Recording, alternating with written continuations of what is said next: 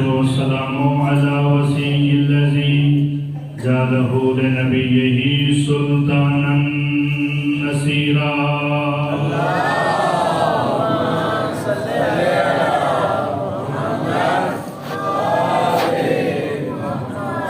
وعلى الطيبين الطاهرين المعصومين المنتجبين المنتخبين المكرمين ولعنة الله على أعدائهم أجمعين. أما بعد فقد قال الله تعالى في كلام الذي جعله قرآنا وفرقانا وتفسيرا.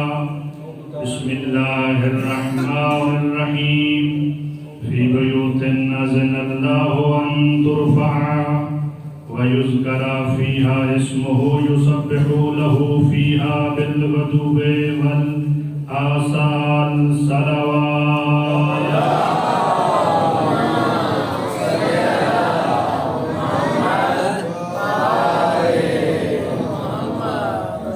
سب سے پہلے دعا ہے کہ پروردگار عالم آپ تمام احباب کا اس مقدس مقام پہ چل کے آیا اپنی بارگاہ عالیہ میں قبول فرمائے. تمام حاضرین کے گناہان صغیرہ کبیرہ معاف فرمائے. جن مرحومین کی بلندی درجات کے لیے اس مجلس کا اہتمام کیا گیا ہے اللہ پاک ان کے درجات کو بلند فرمائے. سب سے بڑی دعا، سب سے اعلیٰ دعا اللہ رب العزت یوسف زہرا کے ظہور میں تعجیل فرمائے.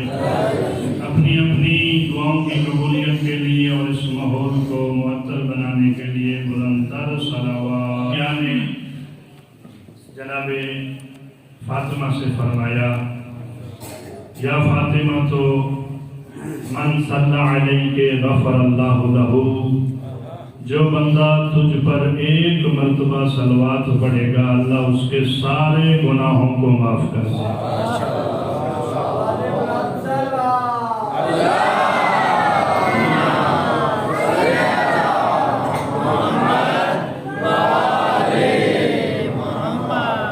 اور وہ بندہ قیامت والے دن اسی مقام پہ ہوگا جس مقام پہ میں محمد ہوں.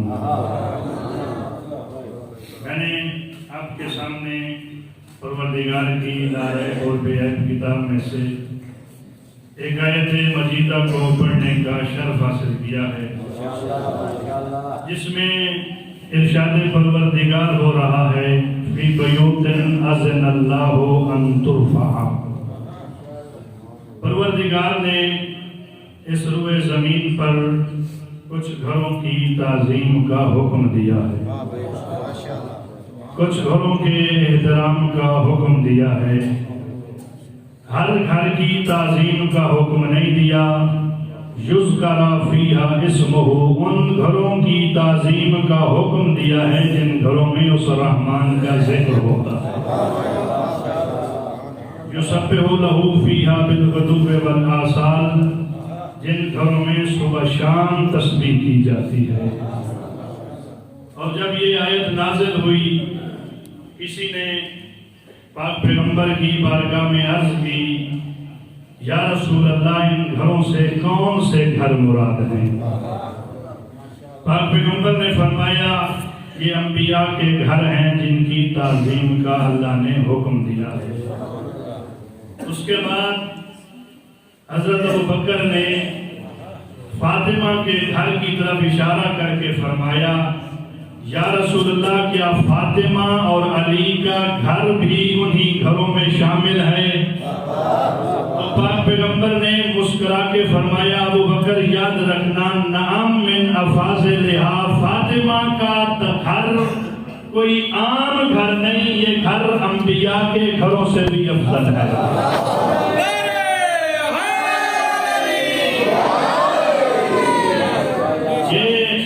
فاطمہ کے گھر سے یہ انبیاء کے گھروں سے بھی افضل ہے.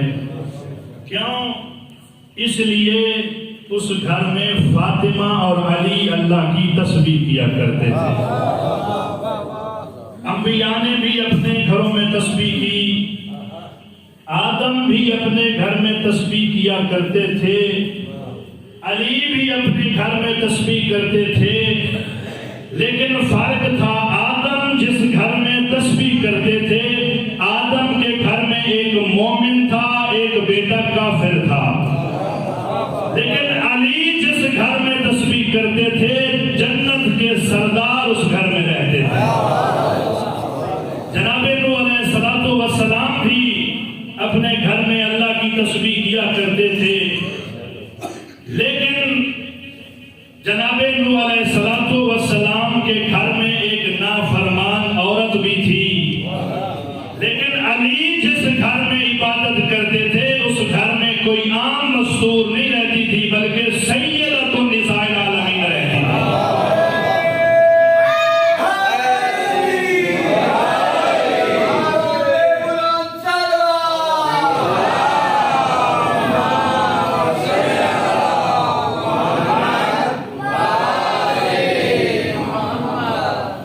علی کا گھر انبیاء کے گھروں سے افضل ہے۔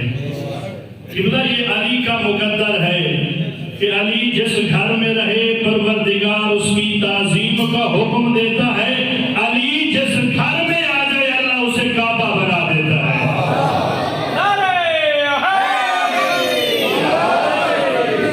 خدا آباد رہیں، پڑھے لکھے احباب تشریف فرما ہے۔ گھر کی اس وقت تک سمجھ نہیں آتی جب تک گھر والوں کی عظمت سمجھ میں نہ آ جائے۔ اس گھر میں رہنے والوں کا تعارف کروانا چاہتا ہوں۔ اس گھر کی مالکن کو بطول کہتے ہیں، اس گھر کے مالک کو نفس رسول کہتے ہیں، اور جتنے مکین بلند ہوں گے مکان بھی اتنا افضل ہوگا۔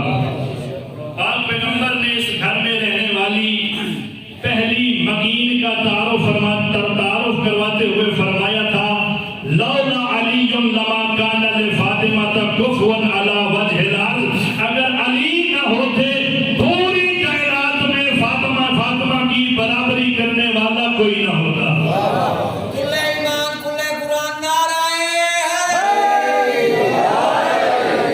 چاہے آدم ہو چاہے نوح ہو، کوئی بھی فاطمہ کی برابری نہیں کر سکتا۔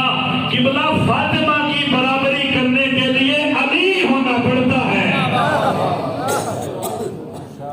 اور پاک پیغمبر نے جناب سیدہ کا تعارف کرواتے ہوئے فرمایا ان کی آگ کو حرام قرار دیا۔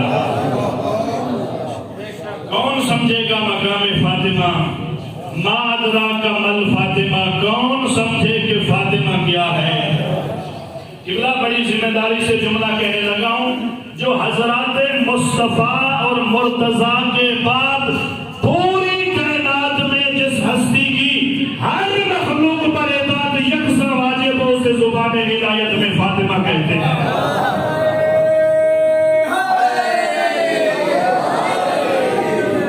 معصوم نے فرمایا لقد کانت مفروضۃ الطاعۃ علی جمیع من خلق، فاطمہ کی ہر مخلوق پر فاطمہ کی اطاعت کرنا واجب ہے۔ کون سمجھے گا کہ فاطمہ کیا ہے؟ صادق آل محمد ارشاد فرماتے ہیں،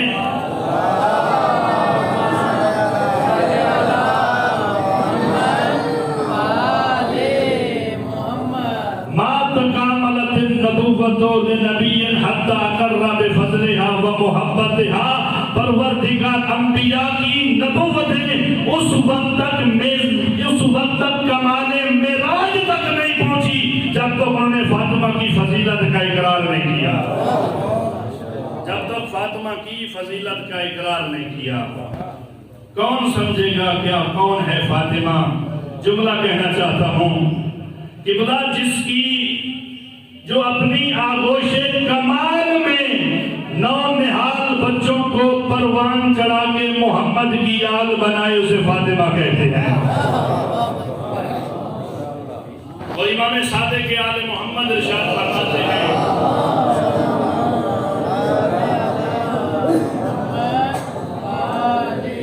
قرآن میں پروردگار ارشاد فرماتا ہے، اِنَّا أَنزَلْنَاهُ فِي لَيْلَةِ الْقَدْرِ وَمَا أَدْرَاكَ مَا لَيْلَةُ الْقَدْرِ، کون سمجھے کہ لیلۃ القدر کیا ہے؟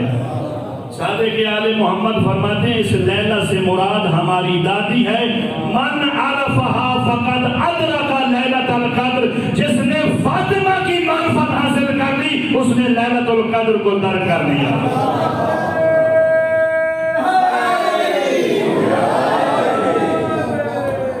جس نے فاطمہ کی معرفت کر لی اس نے لیلۃ القدر کو در کر دیا. کون سمجھے گا کہ فاطمہ کون ہے؟ اور پاک پیغمبر نے اس گھر میں رہنے والے دوسرے مکین کا بھی تعارف کروایا ہے. پاک پیغمبر نے فرمایا تھا من ارادہ ان ینظر الی اسرافیل فی ہیبتہ و الی میکائیل فی رتبتہ و الی جبریل فی جلالتہ و الی آدم فی علمہ و نوح فی علمہ و ابراہیم فی خلتہ و موسیٰ فی مناجاتہ و یوسف فی جمالہ و الی محمد بحسبہ و نسبہ فلینظر الی علی ابن ابی طالب. جو آدم کا علم دیکھنا چاہتا ہے, جو نوح کا علم دیکھنا چاہتا ہے, جو ابراہیم کی خلت کو دیکھنا چاہتا ہے, جو یوسف کے جمال کو دیکھنا چاہتا ہے, جو محمد کے حسب کو دیکھنا چاہتا ہے, جو محمد کے نسب کو دیکھنا چاہتا ہے, وہ علی کی طرف دیکھے. آدم کا علم نظر آئے گا, نوح کا علم نظر آئے گا, ابراہیم کی خلت نظر آئے گی.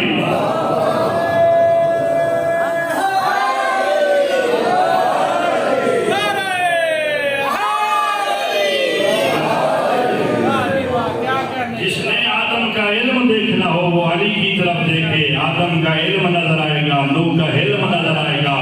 1.25 لاکھ انبیاء کے اگر صفات کا خلاصہ کیا جائے تو علی بنتے ہیں. 1.25 لاکھ انبیاء کی صفات حمیدہ کے خلاصے کو علی کہتے ہیں. کون سمجھے گا کہ فاطمہ اور علی کون ہیں؟ فی بیوت نازل اللہ ان ترفع وَيُذْكَرَ فِيهَا اسْمُهُ يُسَبِّحُ لَهُ فِيهَا بِالْغُدُوِّ وَالْآصَالِ. فاطمہ اور علی وہ تھے جو اپنے گھر میں صبح و شام اللہ کی تسبیح کیا کرتے تھے, اللہ کی عبادت کیا کرتے تھے. اور کتنی عبادت کرتی تھی جناب سیدہ پاک پیغمبر اپنی بیٹی کی عبادت کو بیان کرتے ہوئے فرماتے ہیں مَتَا قَامَتْ فِي مِحْرَابِهَا بَيْنَ يَدَيْ ظَهَرَ نُورُهَا لِمَلَائِكَةِ السَّمَاءِ كَمَا يَظْهَرُ نُورُ الْكَوَاكِبِ لِأَهْلِ الْأَرْضِ. جب میری بیٹی فاطمہ مصلی عبادت پہ کھڑی ہو کے اللہ کی عبادت کرتی تھی تو فاطمہ کی پیشانی سے ایک ایسا نور جگمگاتا تھا جس طرح آسمان والوں کے لیے ایک ایسا نور چمکتا تھا جس طرح زمین والوں کے لیے ستارے چمکتے ہیں, اس طرح نور چمکتا تھا. اس طرح فاطمہ کا نور چمکتا تھا. اور علماء تشریف فرما ہیں, ان کی موجودگی میں یہ جملہ کہنا چاہتا ہوں. شیخ صدوق اپنی کتاب علل و شرائع میں لکھتے ہیں کہ جب بھی فاطمہ مصلی عبادت پہ فجر کے وقت آ کے نماز کے لیے کھڑی ہوتی تھی نا, فاطمہ کی پیشانی سے ایک نور ساطع ہوتا تھا جو مدینہ میں جا کے مدینے والوں کے گھروں کو روشن کر دیتا. جب وہ نماز کے لیے اٹھتے اور اس نور کو دیکھتے, ایک دوسرے کو کہتے یہ کیسی روشنی ہے, یہ کیسی چمک ہے. وہ سارے پیغمبر کی بارگاہ میں آ جاتے اور عرض کرتے یا رسول اللہ یہ نور کیسا ہے. تو پاک پیغمبر فاطمہ کے دروازے کی طرف اشارہ کرتے. جب یہ لوگ فاطمہ کے دروازے پہ جاتے کیا دیکھتے؟ فاطمہ نماز پڑھ رہی ہے, فاطمہ کی پیشانی سے وہ نور ساطع ہے, وہ نور ساطع ہے. جب ظہرین کے وقت مصلی عبادت پہ جناب سیدہ آتی تھی تو سیدہ کی پیشانی سے ایک زرد رنگ کا نور ساطع ہوتا تھا جو اہل مدینہ کے لباسوں کو تبدیل کر دیتا تھا. جب وہ پیغمبر کی بارگاہ میں آتے پوچھتے یا رسول اللہ یہ کیسا نور ہے, یہ کیسی روشنی ہے, تو پاک پیغمبر پھر فاطمہ کے گھر کی طرف اشارہ کرتے. جب دیکھتے تو فاطمہ مصلی عبادت پہ کھڑی ہو کے اللہ کی عبادت کر رہی ہوتی. اتنی عبادت کرتی تھی، اتنی تسبیح پروردگار کرتی تھی۔ امام صادق آل محمد ارشاد فرماتے ہیں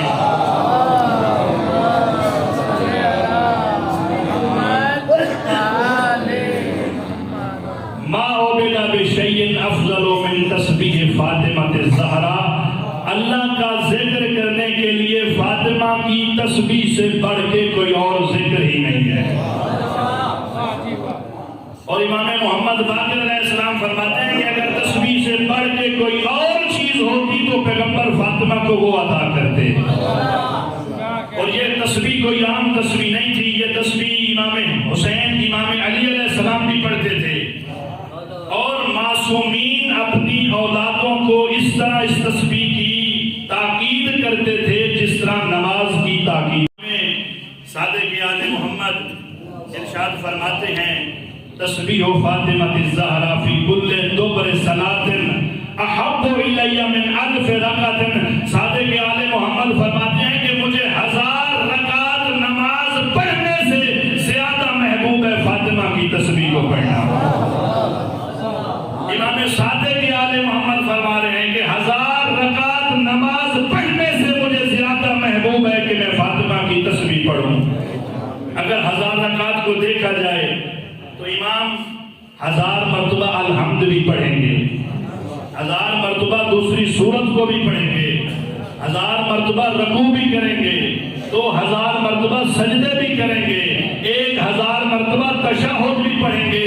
قبلہ صادق آل محمد کی 1000 مرتبہ الحمد ایک طرف، دوسری سورت 1000 مرتبہ دوسری طرف، 1000 رکوع ایک طرف، 2000 سجدے ایک طرف، فاطمہ کی تسبیح کا ثواب ایک طرف۔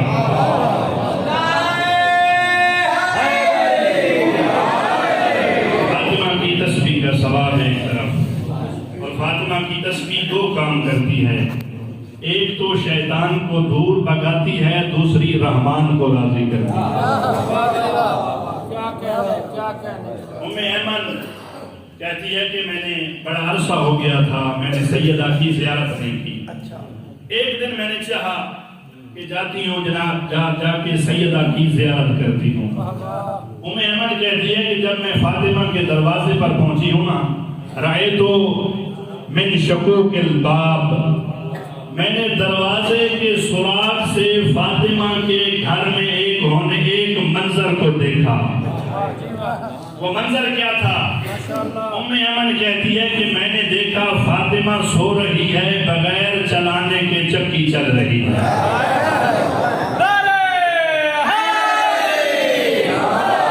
ام ایمن کہتی ہے کہ میں نے دیکھا فاطمہ سو رہی ہے، چکی ساتھ ہے، بغیر ہلانے والے کے چکی چل رہی ہے۔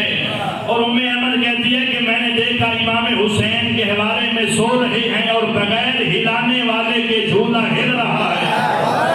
اور ام ایمن کہتی ہے رأیت کفن یسبح اللہ من کف قریب فاطمہ، میں نے فاطمہ کے ہاتھ کے قریب ایک ہاتھ دیکھا جو اللہ کی تسبیح کر رہا تھا۔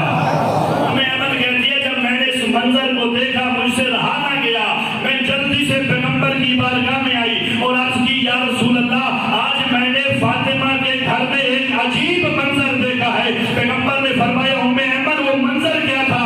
ام ایمن کہتی ہے یا رسول اللہ، میں نے دیکھا فاطمہ سو رہی ہے اور بغیر چلانے والے چکی بغیر چلانے والے کے چل رہی ہے، اور امام حسین جھولے میں سو رہے ہیں اور بغیر ہلانے والے کے جھولا ہل رہا ہے۔ یا رسول اللہ میں نے ایک ہاتھ دیکھا ہے جو اللہ کی تسبیح کر رہا ہے۔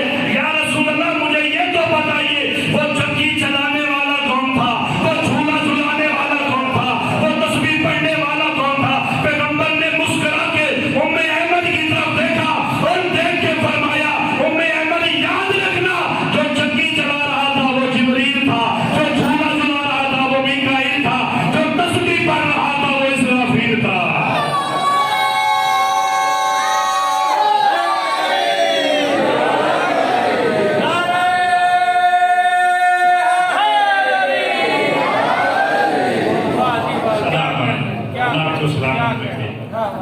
جو چکی چلا رہا تھا وہ جبریل تھا، جو جھولا جھلا رہا تھا وہ اسرافیل تھا، جو تسبیح پڑھ رہا تھا وہ میکائیل تھا۔ جس کے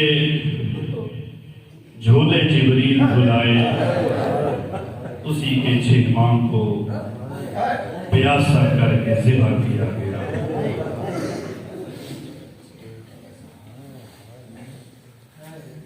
جب تنہا رہ گئے نا امام حسین تو صدائے استغاثہ بلند کیا ہے،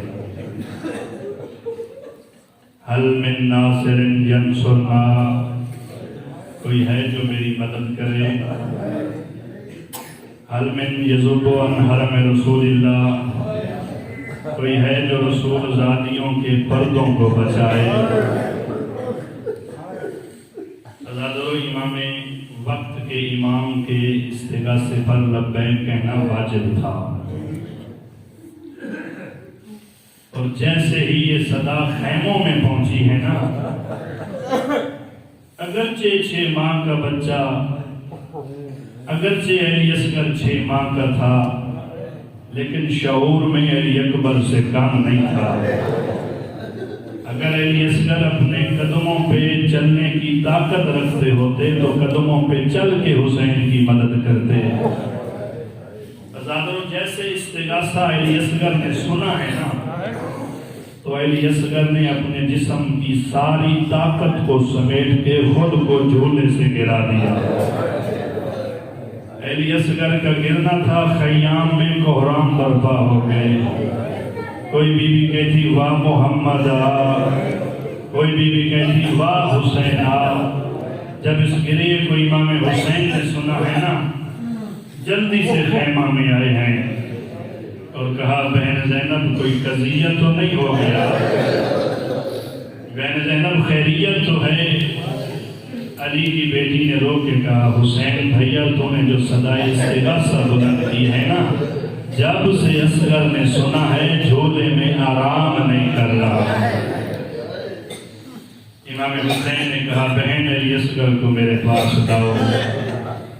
امام حسین نے ارادہ کیا میدان کی طرف جانے کا، رباب آگے بڑھی اور کہا مولا، ہر ماں نے اپنی اولاد کو تیار کر کے میدان کی طرف بھیجا ہے، میرا بھی دل ہے۔ رباب کے ہاتھوں پہ آیا ہے نا علی اصغر، رباب نے علی اصغر کے کان میں ایک بات کہی۔ رباب نے رو کے کہا علی اصغر، جب تک تیرا بھائی اکبر زندہ رہا ہے نا، تیرے بابا کو زخم نہیں لگا۔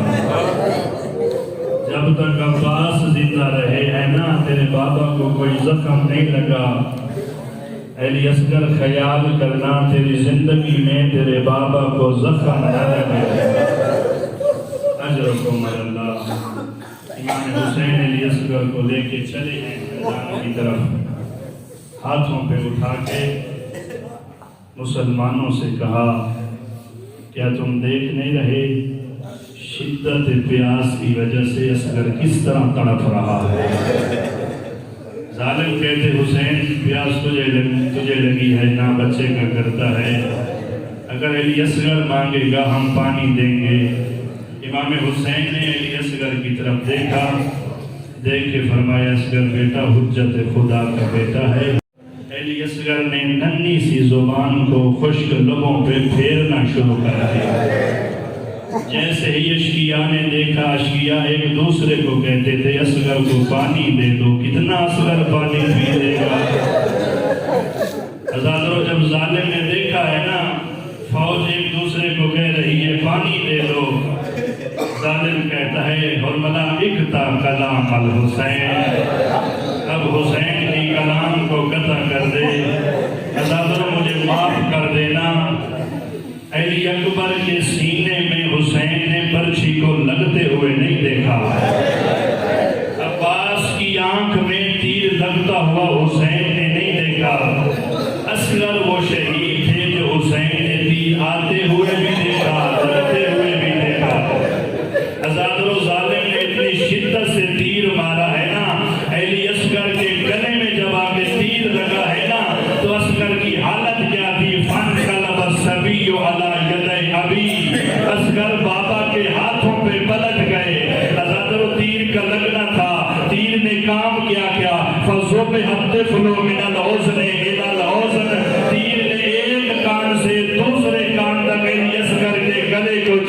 دیا تھا.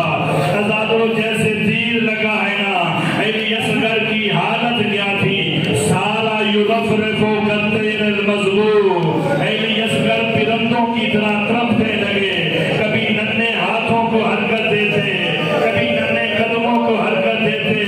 عزادوں حسین کے لیے بڑا آسان تھا علی اکبر کے سینے سے برچی نکالنا, عباس کی آنکھ سے تیر نکالنا بڑا آسان تھا. حسین کے لیے مشکل تھا علی اصغر کے گلے سے تیر نکالنا. عزادوں امام حسین جب خیام میں پہنچے ہیں نا, سب سکینہ نے دیکھا, رو کے کہا بابا علی اصغر پیارا تھا نا, علی اصغر کو پانی پلا لائے. ادھر رباب آگے بڑھی, جب رباب نے علی اصغر کو دیکھا ایک بیت کیا, یا بنیا امثلو کا ینہر, علی اصغر کیا تجھ جیسے بھی نہر کیے جاتے ہیں. اللہ لعنت اللہ علی القوم الظالمین سیاق الذین ظلموا. تمام حاضرین کے مرحومین کی بلندی درجات, بالاخص امیر حسین جعفر حسین کی بلندی درجات کے لیے ایک مرتبہ 2-3 مرتبہ